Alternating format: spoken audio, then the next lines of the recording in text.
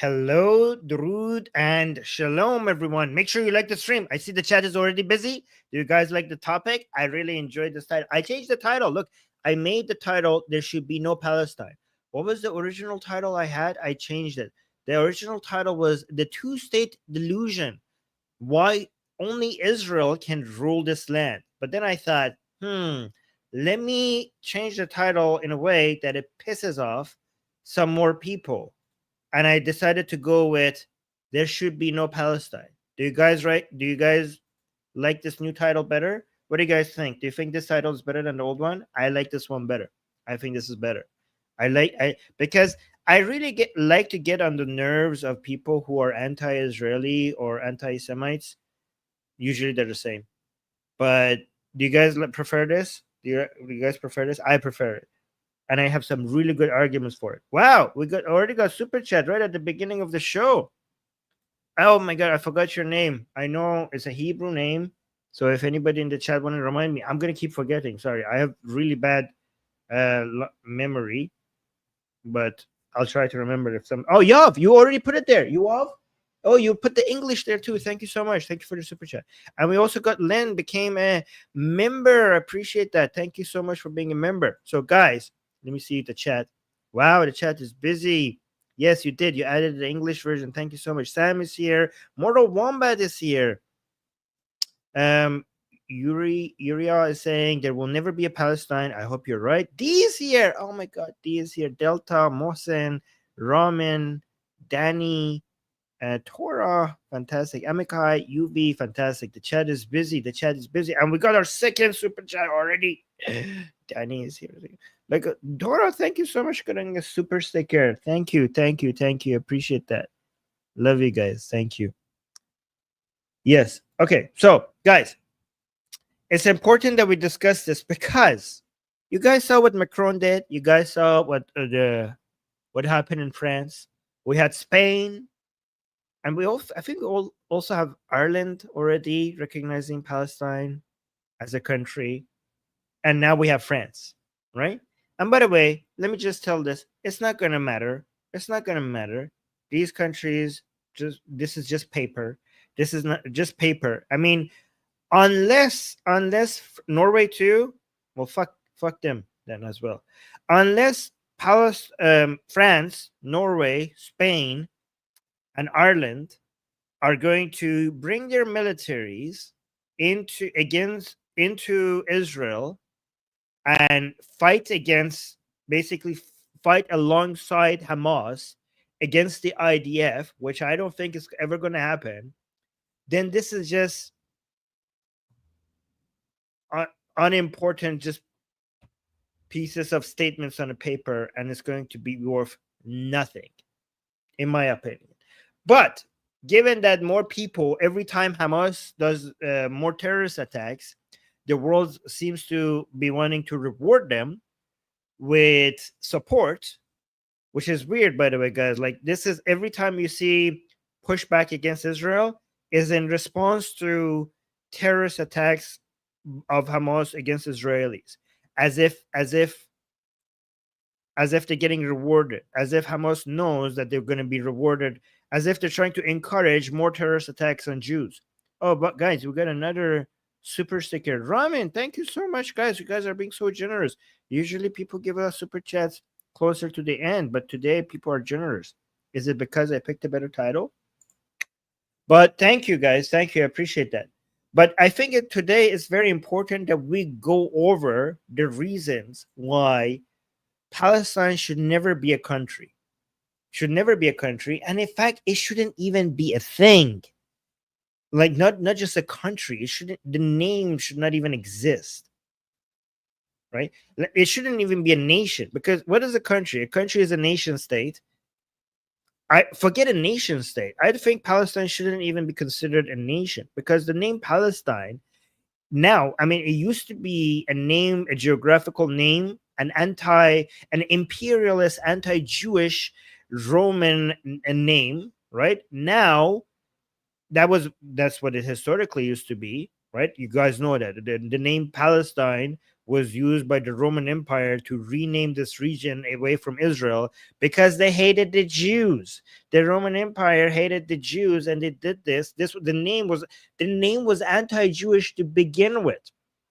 And it's so funny how so-called anti-imperialists are using this imperialist name against the independence of a colony, which is and today historically, and today the nation state of Israel is an anti-colonial. I mean, I always argue the history of Israel is anti-imperialist, right? Because they were anti-Roman imperialists. I mean, they were happy with the Persian empires, but they were anti. And now, I mean, at the beginning of Israel's as a new nation, as a modern nation state, their birth was standing up against pan-Arabist imperialism, and now it's standing against Islamic imperialism.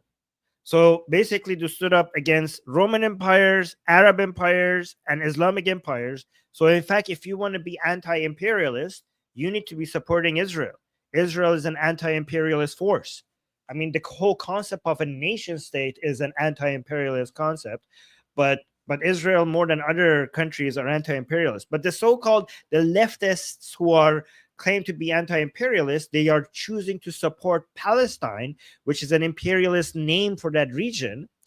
And it's so foreign to the land that the people who actually use that name do not even have the sound p in their language, so they're forced to call it Palestine instead of Palestine. So they don't even have the letters for the sound p that was assigned to the Arabs. Like, oh, Palestine has always been here. Guys, you're Arab. If you think that you belong here because Palestine has always been here, do you understand the name that the Roman Empire assigned to this place? You don't even have that in your language. You cannot even make the sound. You do not even have the p sound. Do you understand how foreign that name is to this region?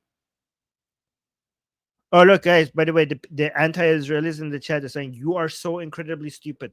Again, guys, the people who have no arguments, this is what they do. The people who have no points and no logical arguments, and they see that you come here with a lot of facts, and they're like, holy shit, this guy knows his stuff, and I'm actually clueless on how to respond to this, so I'm just going to call them names because they have no points and they have no arguments. But given that now the whole two-state solution is now becoming a hot topic again because of France, it's good to do a show reminding people why the two-state solution is a horrible idea. It's a horrible idea. And I know some people in Israel also support the two-state solution, and I'm hoping that I could convince you to stop it. Stop it. Don't support the two-state solution. There should never be a Palestine country. In fact, I was mentioning this. Palestine should not be a country. It should not be a nation, and it shouldn't be a national identity. It shouldn't be a geographical name. And the only thing Palestine today is a terrorist identity. So the name Palestine is an identity. It's only referring to an anti-Israeli identity. That's what it is. The people in that region, they're not Palestinian. They're Arab. They're Muslim, mostly Muslim. Those are their identities. There is no Palestinian identity other than the terrorist identity determined to eliminate all Jews and all Israelis. That's the only thing, the only identity that Palestinian identity captures. So if you're saying Palestine, you're not referring to a country, you're not referring to a nation, you're not referring to a place, you're referring to a cause meant to destroy the Israeli people and Jewish people everywhere. That is what Palestine is. And that's why there should not be any Palestine, because Palestine is evil. Palestine is evil. You could refer to the people there as the people of Gaza or the people of West Bank, sure, whatever. But the whole word Palestine refers to something evil, something determined to eradicate Israelis and Jews. So we need to fight back against that. So I'm going to give you 4 reasons, and somebody in the chat at the beginning of the chat, I think, introduced me to a 5th reason.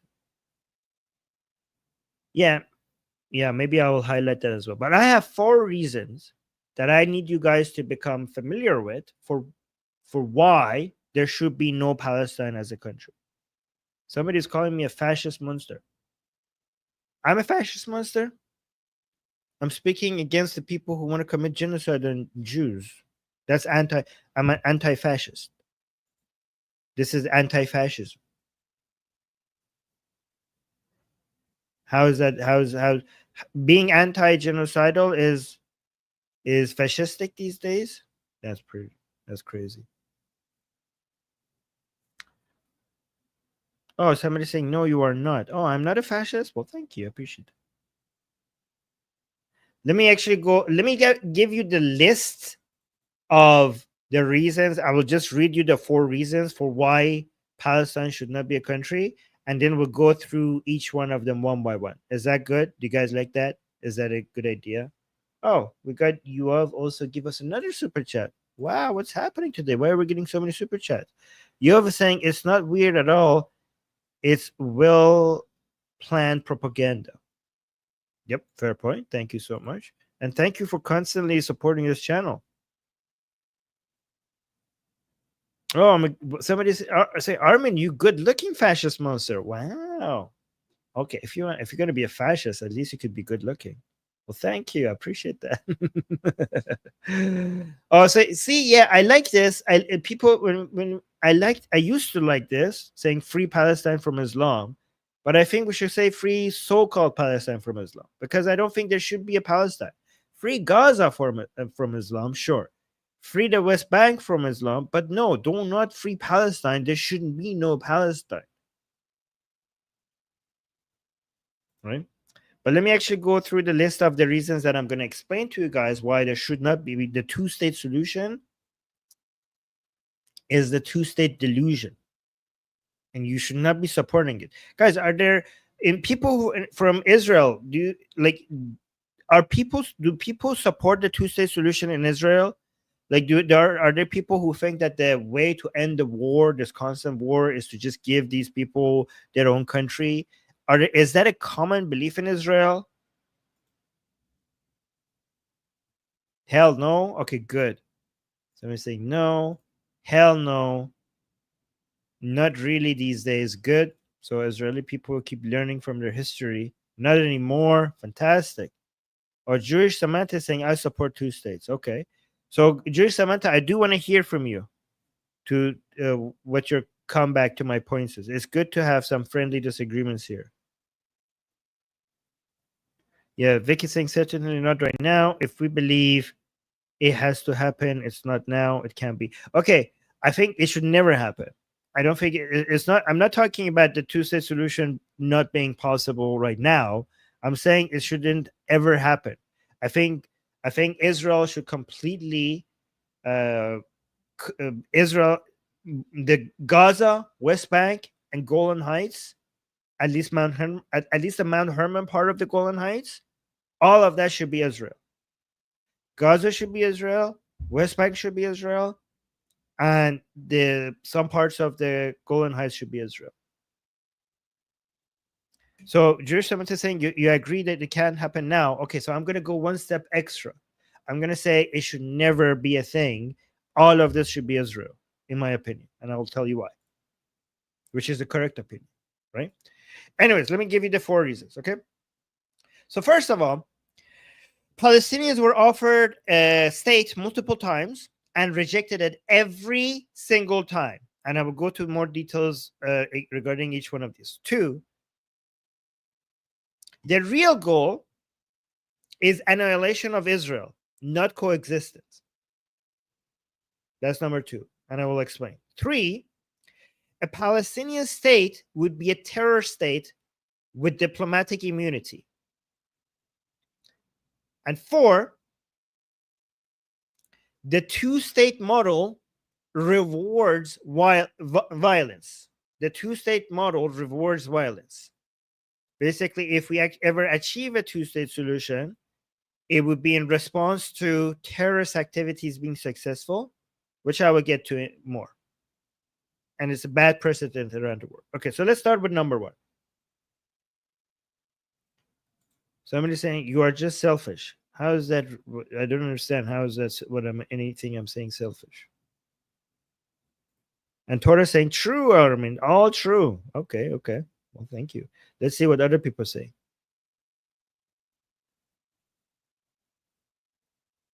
And I know some people are going to be like, Armen, but if you want to do a one-state solution, all of these people are going to be Israeli citizens, and a lot of these people are terrorists, and we cannot have them. Well, I have my solution, guys.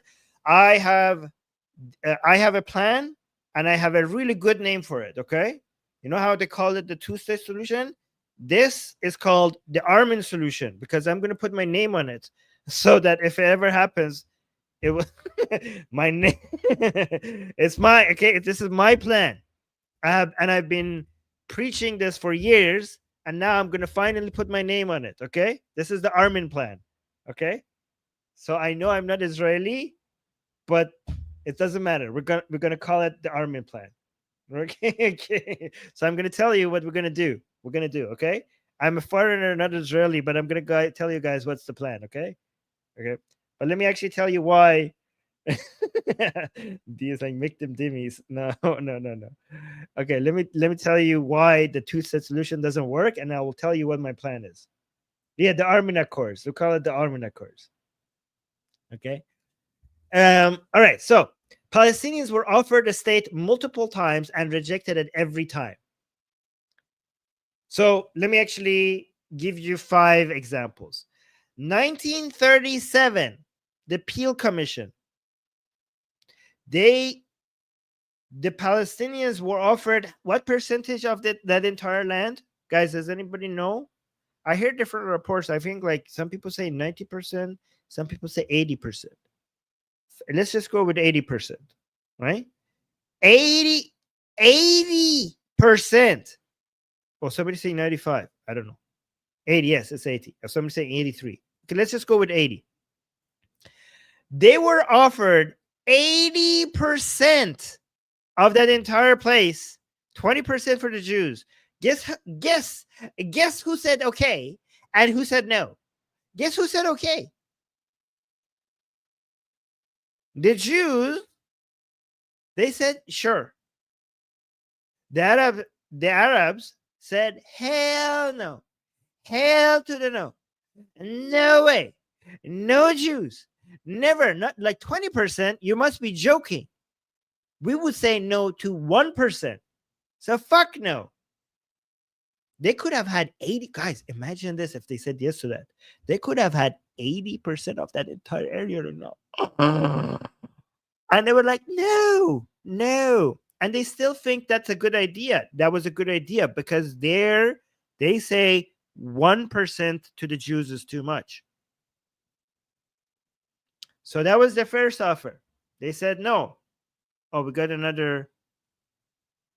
Yes, Juris, I will do a show on this tomorrow. Juris is saying Joseph Pahlavi team in Munich are ending the Islamic Republic narrative. Yes, that's the topic. They're in Munich. It's a big deal. I'm going to cover that tomorrow. Thank you, Juris, for being a member.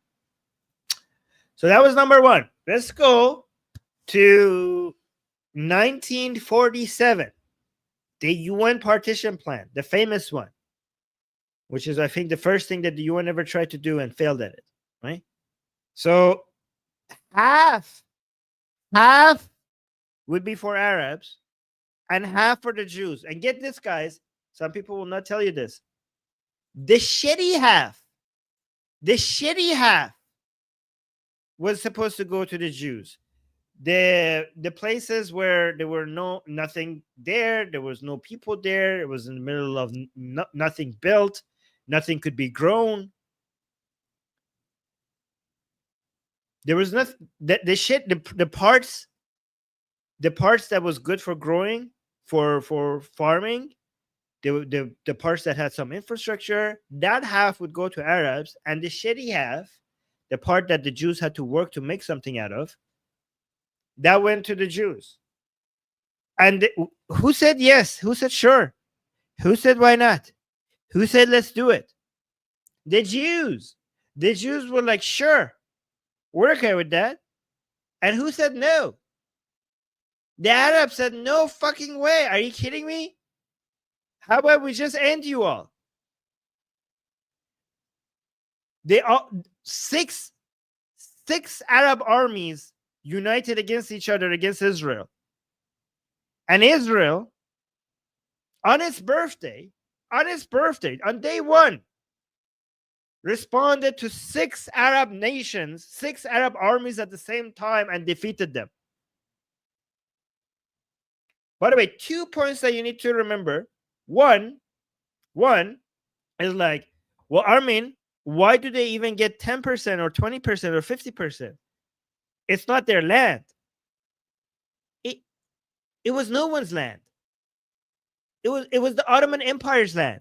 Guys, I don't know if you've noticed this, but at that time, the Ottoman Empire was no more. There was no more Ottoman Empire. The parts that you have personal ownership and then political control. These are 2 different concepts. When it comes to whose country this was, it was no one's country. The personal ownership that some Arabs had over the lands there, that was not what was being given to the Jews. The parts that nobody was settling in, that was what was being given to the Jews. And there was no one's country was there because we lived at the age this was the end of the age of empires. There were no countries at all. This was a part of an empire, not a country. And the empire that this belonged to had collapsed. So you were not taking anyone's country, you idiot. This was no one's country. This was the Ottoman Empire's territory, and there was no Ottoman Empire anymore. So it was no one's country. The Arabs' personal land was not being taken away from them. Those parts, if some Jews were getting control over that, they were purchasing it. But most of the land that were being given to the Jews, no Arab had personal ownership over it. And it was no one's country. And I go, Armen.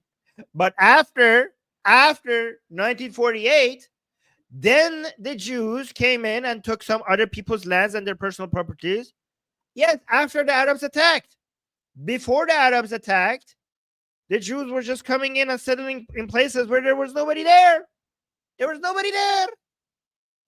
But then when the Arabs attacked and the Jews responded and defended themselves, they managed to get more territory. And guys, even based on international law, if you are not the person who started the attack, if you manage to get hold of more territory because you were defending yourself, you get to hold that.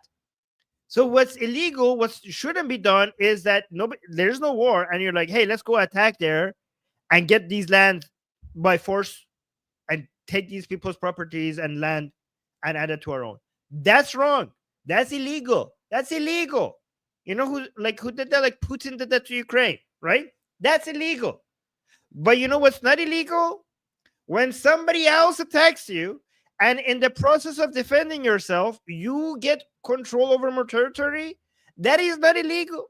You can do that because the other side has shown that they are a threat to you, and you are allowed to maintain control over more territory against that threat to yourself. Every fucking time there was war in this region, the Arabs started it and the Jews were defending themselves. Every fucking time. There wasn't a single time that there was like, no, but nothing happening. And the Jews were like, how about we just start a war? Every single war, it was a response to Arabs attacking. I'm like, but there's the Jews that they're warmongers. Apparently, for Jews not to be considered warmongers, they just have to roll over and fucking die when somebody attacks them. That's the standard for not being a warmonger. All right, so that was number 2. They said no. So 1937, they were given 80%. They said no. 1947, they were given 50%. They said no. So guys, these are all offers of a Palestinian state. These are all Palestinians. These are the Jews saying like, hey, we are okay with you guys having a Palestinian state. That's the Jews. Like, you guys want a state? Here's your state. You could have a state. We could have our state. You could have your state. They were like, yeah, we want a state, but we want you, but we want more for you not to have a state.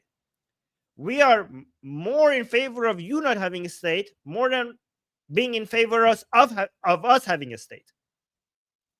So now, year 2000, Camp David, 92% of West Bank were given to the Palestinians. Here's the state. You want 92. And all of Gaza, 92% of West Bank, Gaza, and also shared Jerusalem. East Jerusalem could be yours. What happened? Arafat walked away without any counteroffer. 2001, the Taba talks. Taba, we call it. Taba talks. 94. This is weird. This is the first time that even the last rounds failed. This round you get more, because last time they gave 92 of West Bank, this 92% of West Bank. This one is 94 to 96% of West Bank and Gaza and East Jerusalem. Again, Jews said yes, Arabs said no. 2008, Olmert proposal. 100% of Gaza, nearly all of West Bank, land swaps, including a capital in East Jerusalem. Mahmoud Abbas didn't even respond, and then he's also on record later saying that he would never say yes to that. You know why he would never say yes to that? You know why he would never say yes to that? Because he would get crucified by his people for recognizing the Israeli state. No politician in the West Bank or Gaza will be able to survive for recognizing Israel as a state. Because the people there are more interested in saying no to the existence of Israel than saying yes to the existence of the Palestinian state. I mean, if they want a Palestinian state, they want all of it. All of it.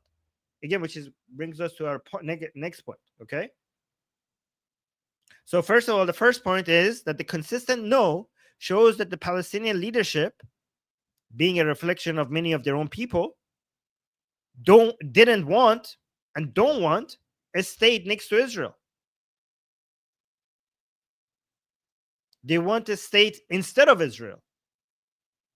So here, when you say I want a two-state solution, you're basically saying, let's try again. There might be, you think there's still a chance. There's still a chance that these people want a state. I mean, why? Like, this would be the first time. Like, usually when people don't have a country and get the country is because not only they really wanted a country, but they did so much. They went through so much suffering and hardship to get that country. Okay? You're telling me that we will have an incident in history where people have shown to you time and time again that the country that you're offering them, they don't want that, and they're gonna get it. Like, we are going to force some people against their wishes into having a country. That would be the first in history. Hey, we don't want this country, but you shall have it. We will force you to have this country. Like, how does that work? How could you force a people into having a country that they don't want? Like, why would you try this again? Why would you try this again? Torah is saying, Armen, don't listen to the demons in the chat. They are losers. Oh, I love them. I love the haters. Let them be here.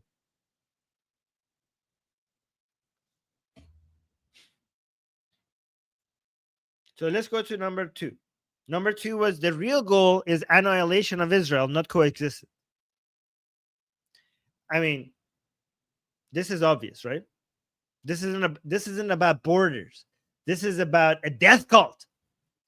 People keep saying, like, oh, Israel, why did Israel change the border here? Why are they doing settlements over there? Why are they not leaving that area? Meanwhile, the other side's issue is not about border disputes. The other side's issue is about your annihilation. it's like having a neighbor determined to end you and your family, right? And then you basically are trying to put some fences around your house to make sure like they don't come in, and somebody comes and like, actually this fence is a bit too much on that other side person's property, or like, they're trying to annihilate me, right? Like, yes, true, but you cannot have this fence is like 2 meters too far in. So one side, this is not about borders for them. Like, if you think like many Westerners think this is about borders or it's about land. It's not about borders. It's not about land. People are like, oh, the Palestinians want this land and the Israelis want that land. No, the Israelis want the land to live on, and the other side doesn't want land to live on. The other side wants to end Israel. It's so weird that this is even a discussion. But let me actually. So Hamas openly says all of Israel is occupied territory. Its charter demands jihad until Israel is erased from the river to the sea. I mean, it's funny how so many people in the West keep chanting from the river to the sea, not knowing that. I mean, I don't know if they know or not, but you're basically like repeating the chant that shows that they want all of it, that they don't want a Palestinian state next to an Israeli state. They want all of it. I mean, we're talking, by the way, about the same charter that starts with a hadith that talks a hadith from Muhammad, the Prophet of Islam, sallallahu alayhi, who said, the hadith says, and they have that in the charter, that one day Muslims will be basically going choppy on every Jew in the world, and the Jews will be hiding behind rocks and trees, and the rocks and trees will speak out, telling Muslims like, oh, Muslim, come, there's a Jew hiding behind me, except the Gargad tree, which is a Jew tree, apparently, which we never actually figured out what tree is that. I don't know. People are still debating what the Gargad tree is, but anyways. So it's crazy how some Westerners who talking about the two-state solution, they also chant from the river to the sea. Like, you guys are actually, that's a one-state solution policy. You guys understand that, right? That's basically from the river to the sea. I mean, I don't know if they know which river and which sea are they talking about, so never mind. So point number 2 was that no peace agreement works if one side wants to just wipe out the other side. So that was point number 2. Point number 3. A Palestinian state would be a terror state with diplomatic immunity. Guys, I've been to Tel Aviv. This was explained to me in Tel Aviv, and we looked at the map, and I double-checked this, and this is true. Okay? If Palestine becomes a state, first of all, you know what it's going to be called? It's going to be called the Islamic Republic of Palestine. So right now we have 2 Islamic republics, and they're not republics, but let's call them what they're calling themselves. We have the Islamic Republic of Pakistan and the Islamic Republic of Iran. Okay, there is no other Islamic republics. I think like Afghanistan doesn't call itself a republic because they call themselves an emirate, right? Islamic Emirate of Afghanistan, because republic is too Western, right? Anyways, but if Palestine becomes a country, Palestine would become, I think, the 3rd Islamic Republic. And think about this. Think about Israelis. Like, you guys have been dealing with all the threats to your citizens of an Islamic Republic that you have never shared a border with. The Islamic Republic of Iran does not share a border with Israel. And you're like, hey, how about we have another one of that, but this one we share a border with? How about we do that? It was fun having we like the Islamic Republic, but the problem with the Islamic Republic is that it's too far away. How about we just make one right next to us, huh? That would be a good idea. Let's do that. Why not? Right. Right. Sure. I'm sure that will turn out well. Oh, and also the Islamic Republic that is farther away from us, the people there are against the regime. They're not radicals. This Islamic Republic will have a regime that is radical and a population that is even more radical. Right. Yeah, sure. Like the Islamic Republic, the people are against it, and there's still such a threat to us. This Islamic Republic, we will have a radical government and a radical population. I'm sure things will turn out well, huh? I don't think so.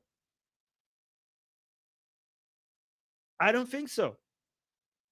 Yeah, I mean, the whole Gaza and West Bank, it would be a betrayal to every single Israeli if Israel just leaves that area, let alone let it be a country. Do you understand? So I think one of the preconditions for Palestine being a country is for the Israeli army not to be controlling these areas. Well, why would you do that? Why would you do that? You should stay there. And you're like, oh, so this sounds like a good idea. Let's abandon these areas. Let these people who are trying to annihilate us, let's leave them alone. I'm sure that will turn out well. But how about not just let them be alone by themselves? How about we also give them international immunity to do whatever the fuck they want without us being able to come in unless we're violating international law? I'm sure they're not going to, I don't know, use that diplomatic immunity and their newfound independence to just pile up as many missiles as they possibly can. And again, this is what I was going to tell you guys. I was in Tel Aviv. You guys know the distance between the borders of West Bank and Tel Aviv? Do you guys understand that even elementary types of missiles that are not long ranging, if you start shooting them from the borders of West Bank towards Tel Aviv, the distance is so small that there is no defense mechanism on earth that could stop that? Do you understand that? Why would you do that to yourself? Why would you allow that? Israel should continue to control that entire area. These people are set on this annihilating Israel, and you just want to give them their independence right at your border, right next to Tel Aviv? What the hell?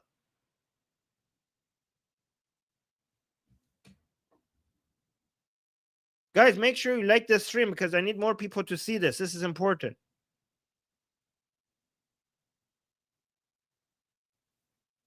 Imagine giving Gaza and the West Bank full international recognition,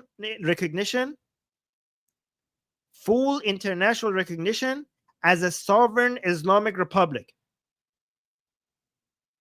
They can basically legally now sign military alliances with like the Islamic Republic in Iran and other countries.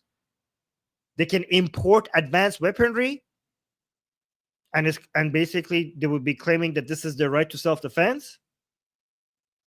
Israel would lose control of the borders, the tunnels, the airspace. I mean, even just abandoning that area would mean that all of that would be built. Imagine now you make it a country as well.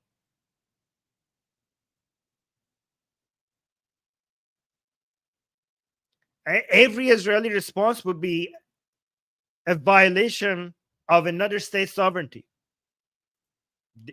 They would basically be saying that. You're basically handing a rocket base and a terror hub the cover of international law. That's what you're doing. So that's the third reason why you shouldn't be doing this. Guys, let me know if I'm making sense. Let me know in the chat that if this is making sense.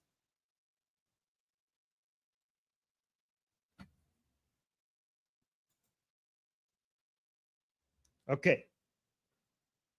Number four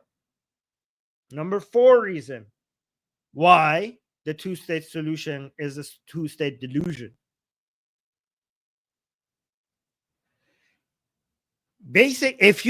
Every time People talk about the two-state solution, comes after a significant terrorist attack by Hamas. These new waves of two-state solutions offers are after October 7th. I mean, Hamas doesn't want a two-state solution, but they love it when you talk about a two-state solution because they know this is basically the international community pressuring against Israel. So you're rewarding them. You're basically telling them, hey, you killed some Jews? Here's your reward. Every time Hamas attacks, they gain eventually. At first, they're like, oh, we condemn it. But give it a little bit of time. Give it a little bit of time. Here's what Hamas knows very well. We could do the most evil, barbaric shit, and at first people will come condemn us, but then Israel will be forced to defend itself. We will do something so violent and disgusting that will force the hand of Israelis to defend themselves. People will condemn us at the beginning, but just give it a little bit of time. Give it a little bit of time. People will turn anti-Jewish like that. I mean, we knew this on this channel right after October 7th when it happened. We're like, just give it. I mean, Israel didn't even have to defend itself for some people to start condemning Israel. And like even before the defense, people were starting that. It actually happened prematurely for some people. So after each one of these attacks, they gain more international sympathy. Western governments push harder for a Palestinian state. Israel is pressured to de-escalate, even when it's just defending itself. The world is sending a message that if you commit terrorism long enough, you get what you're asking for. Oh, here's a country for your terrorism. These are the fruits of your labors. Here's your reward. Good job. This is extortion. This is a signal to people that, hey, if you want to get your way, you just need a high enough body count. You just need to cause enough mess and chaos until the international community gives you a reward. That's the signal that you're sending to the world, to the other terrorists everywhere. So these are the 4 reasons why the two-state solution is a horrible idea. A horrible idea.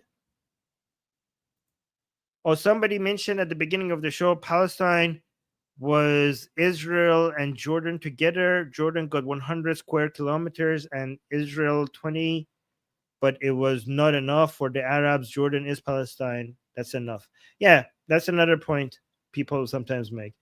Jordan is already Palestine.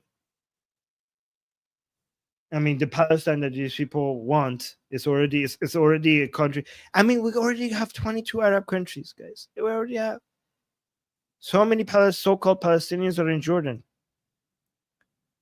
Dr. Tong just gave us a super chat saying, but if it is what it is, what can we do? It is not what it is. Palestine is not a country. What do you mean? There is no Palestine. Palestine is not a country, it's not a nation. And what can you do? You could never let go of Gaza ever again. You could continue settlements in the West Bank, speed it up, in fact, so that it will become impossible to make that a country for Palestine. That's what you could do.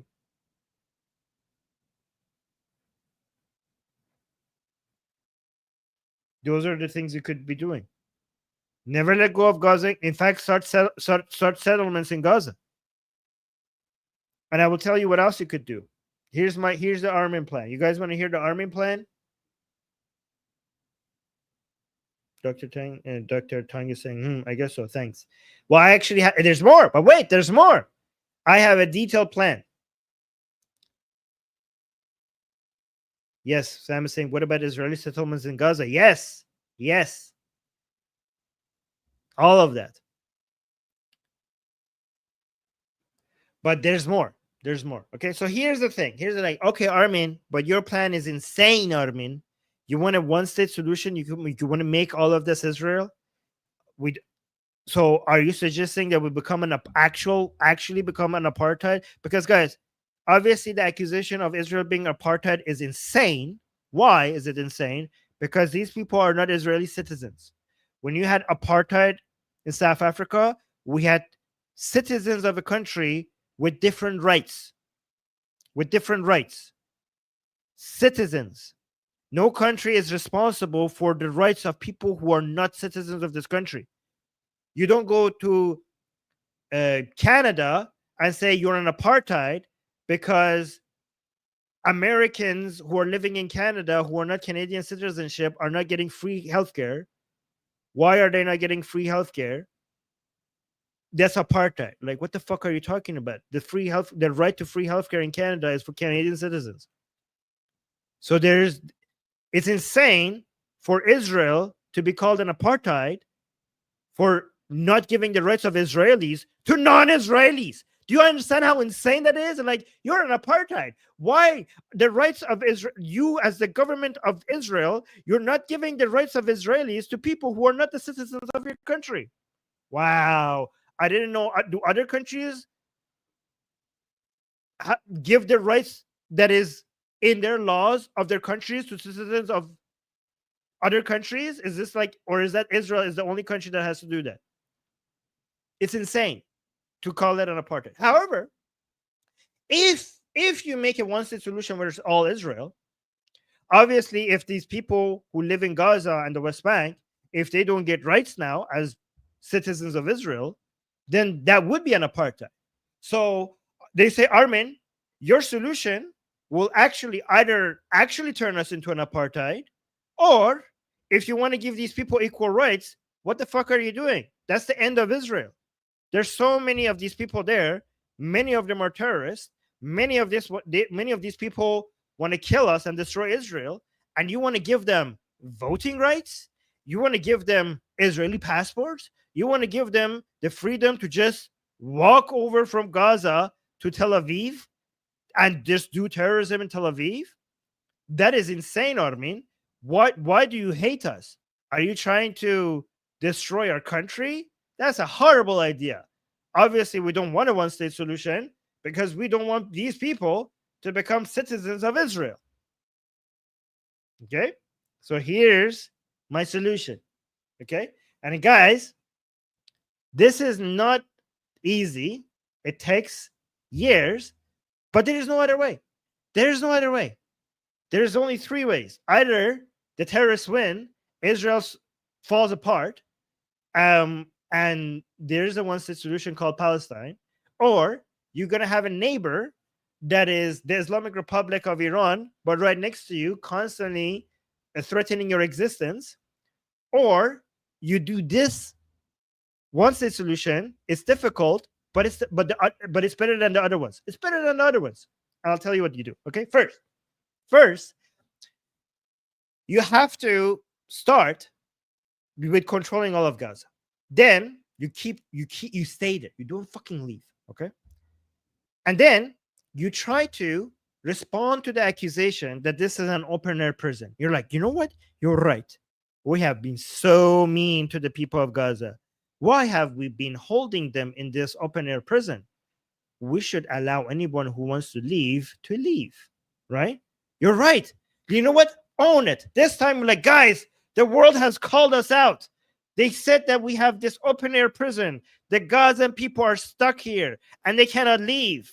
Let's open the doors of this evil prison. Let's just let anybody who wants to leave, okay?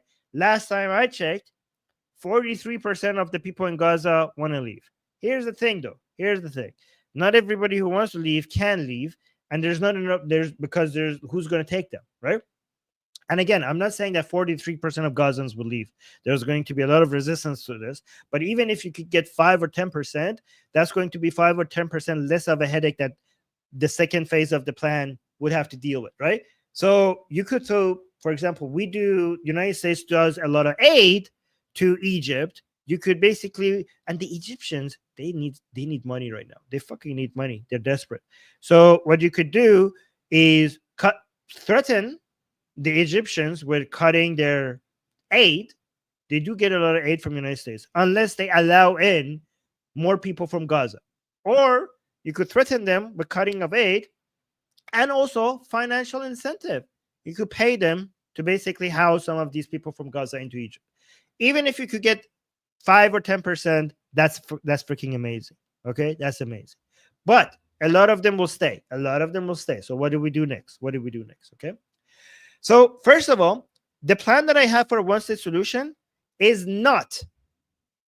Yes, exactly. Egypt is at the brink of total collapse. They are, and well, I don't know about that, but they are having a lot of difficulties. So you could pay them with money to do this for you. Anyways, but a lot of them will still stay. But when you have total control over all of this area, here's what you do next. Here's what you do next. The point that you have to remember is that the current people in Gaza and West Bank, a huge portion of them are too far gone. They're too far gone. There is no way to de-radicalize them. Not all of them.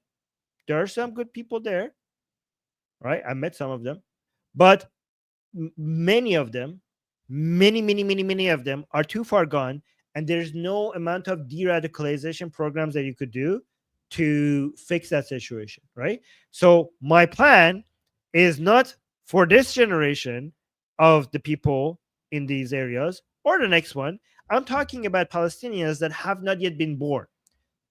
Those are our only hope, because the ones who have been born, it's too late for them. It's too late. So this is why this is a multi-generational plan. This is what you do. You go into, for example, Gaza. You take hold of the education system, of the media, of the mosques. There's another place that is missing. I know. I will get to that, right? But you completely control the education system. It needs to be de-radicalizing kids. Again, the kids that have already been born, most of them probably it's too late for them. I'm talking about the so-called Palestinians that have not yet been born. Okay? So de-radicalization in the media, in the kids program, in education system, everywhere, in the mosques, everywhere. Okay? But here's the thing. We're missing the most important environment. We got another super chat. I will respond to it. In the house.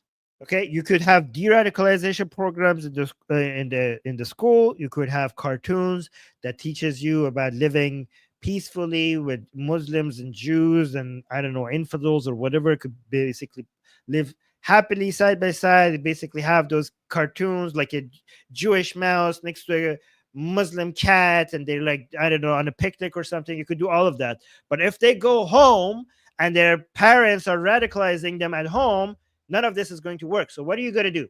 This is what you're going to do. So you control the media, you control the education system, you control the mosque. But here's another thing you do.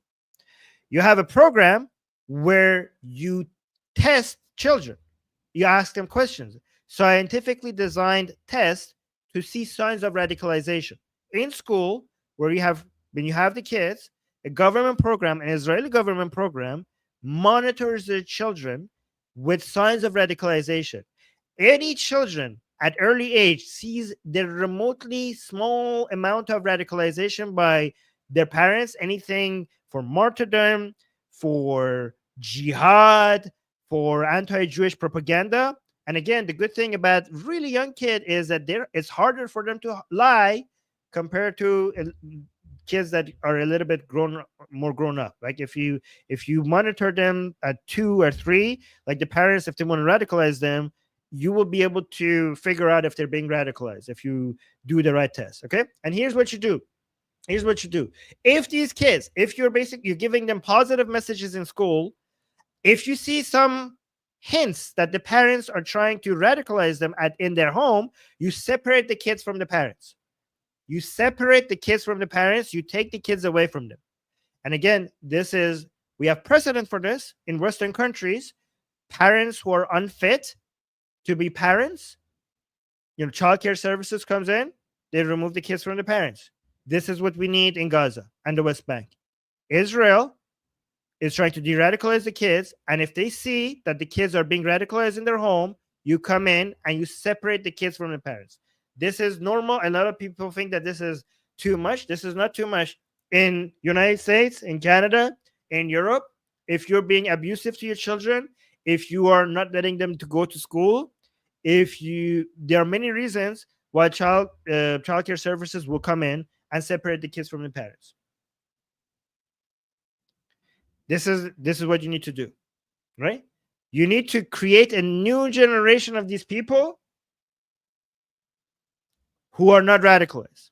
This is what it takes.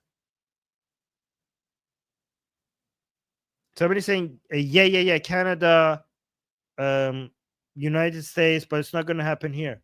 This is what it takes. If it needs, this is what it takes. Why would it not happen here? Like, do you guys not have that in Israel? Like in Israel, if a parent is beating the crap out of their kid, they're not gonna. They're not. There's no government agency that is gonna be like, yeah, you're a shitty parent. We're going to separate this kid from you. Yes, I'm getting some. James is saying this Armen plan, Armen card sounds good so far. Okay, good. We're getting some people liking this. Yeah, see, you love saying, of course we have it. Okay, so you have that. This is child abuse. This is child abuse. If you are telling a two year old that Jews are evil and they need to die, this is child abuse. You could separate this kid from his parents for child abuse. If you're teaching a 3-year-old that the most important thing in their life is to one day become a martyr, that's a death cult. You understand that parents who are in cults and are bringing their kids into cults in the United States, that's grounds for separating those kids from the parent. If you're telling your child that, hey, the best thing in life is to die for Allah, that's child abuse. You're completely justified to come in and like, yeah, you're not fit to be a parent.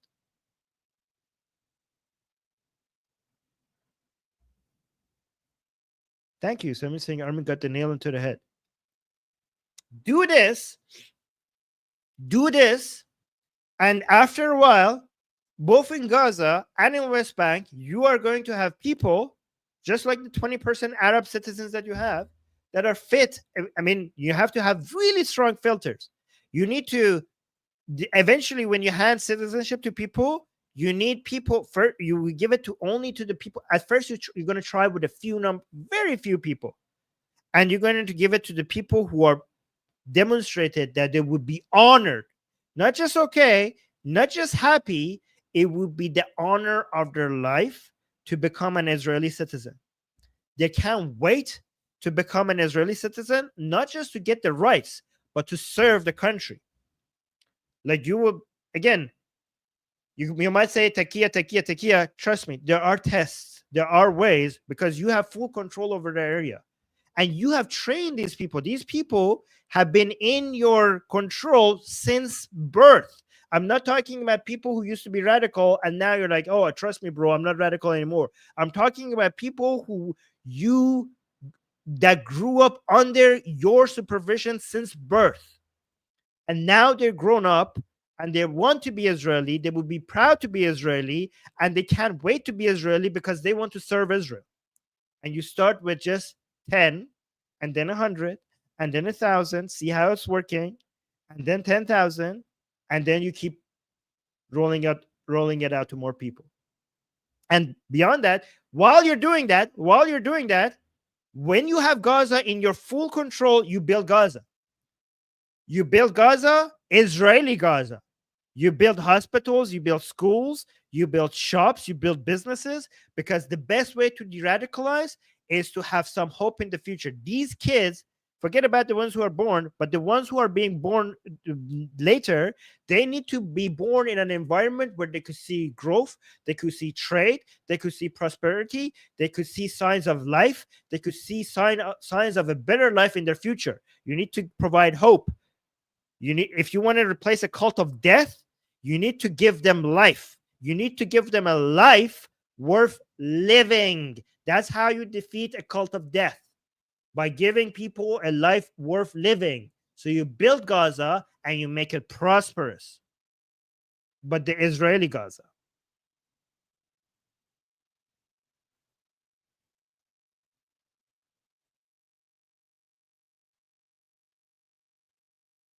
Somebody saying unrealistic. We Israelis can barely supply education to Israelis. First of all, you Israelis are doing amazing in education. Look at how many scientists. Look at the level of science that you have, the level of technology, the level of entrepreneurship. You're doing good. You're doing amazing in education. So I don't know. Two.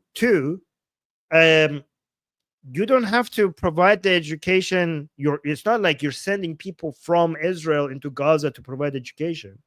You're just providing the framework. People in Gaza need to do the work. You're just monitoring every single everything. They would do the work. Yeah, you're doing amazing in education. Like, have you not seen the results?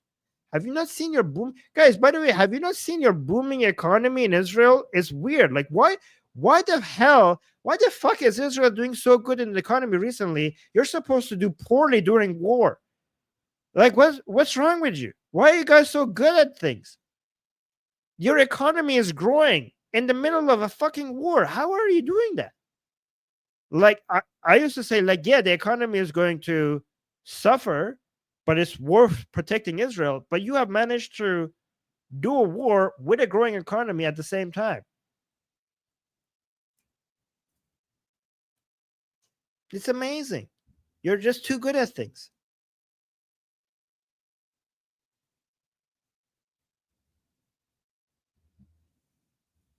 So the plan is give Israel full control over Gaza and the West Bank. Israel should administer all of these territories, not grant citizenship yet. This is going to take a long time. Control the media. No more TV stations glorifying terrorism. Reform the education system. Remove textbooks that teach children to hate Jews and Israel. And guys, whatever this costs, I'm sure it's going to cost less than militarily defending Israel. So you're like, oh guys, this is going to cost too much. Yeah, I'm pretty sure your military defense systems that you constantly have to build, and it will save you money. Whatever this costs, this will save you money. You need to outlaw incitement at home. Parents who raise their children to worship terrorists should be treated the same as abusive parents elsewhere. Child services should intervene. Invest in the infrastructure and opportunities. Create jobs, schools, healthcare. Show the new generation, the new generation that comes after this, that a better life is possible without hate. This is the ultimate de-radicalization plan. And guys, the only time that we have major de-radicalizations before in Germany and in Japan, it took the absolute destruction of a people. It took 2 atomic bombs. So what I'm suggesting is something else, but because people are like, hey, we could actually like Japan was de-radicalized, Germany was de-radicalized. Yes, after not 60,000 deaths, after hundreds and hundreds of thousands of people dying, to the point that they surrendered because they were absolutely destroyed. Do you think the world could be the world today like that? We don't want to do that. We don't want to. That's the radicalization of Japan and Germany happened. Like the scale of death in Germany and Japan was on a different level. And again, those are people not with the Islamic ideology. I mean, the only way that you could get the de-radicalization that you had in Germany and Japan is with that level of destruction, and maybe even more, because we have a cult of death that refuses to surrender. So this is the alternative. The alternative is like, hey, if we cannot de-radicalize what we have here right now, then we should just de-radicalize the ones who haven't been born yet. We got 2 super chats. You are saying China could take the Americans' place in Egypt. China could take the Americans' place in Egypt. Oh no, it can't. No. China should. China is not in the place to do that at all. I mean, have you seen China's economy recently and and their demographic collapse that they're experiencing?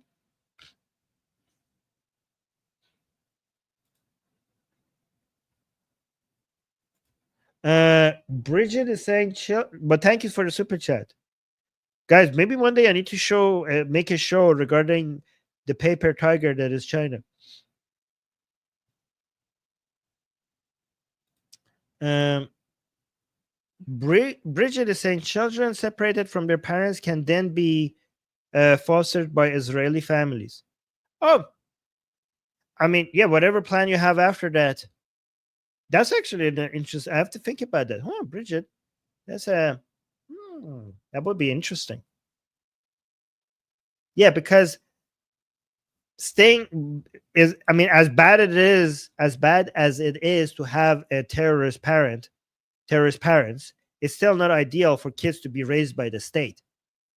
So that's an issue. You need a father and a mother. The ideal situation is to have a father and a mother. So yeah, maybe that's a good idea if it's possible. Yeah, raise the children for the sake of peace. I like that. I like that idea, actually.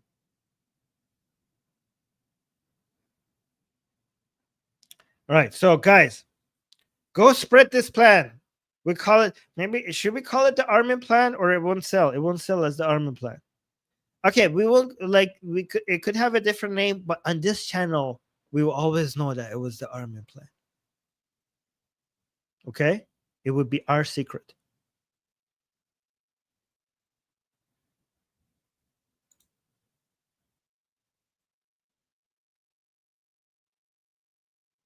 Somebody's saying Army children need their parents, even the Palestinian ones. Okay, so yes, children need their parents, but there's three situations: parents who are terrorists, who are in the cult of death, who are radicalizing you. That's worse. That's worse than not having, than being raised by the state. The ideal situation is having parents that are not fucking terrorists.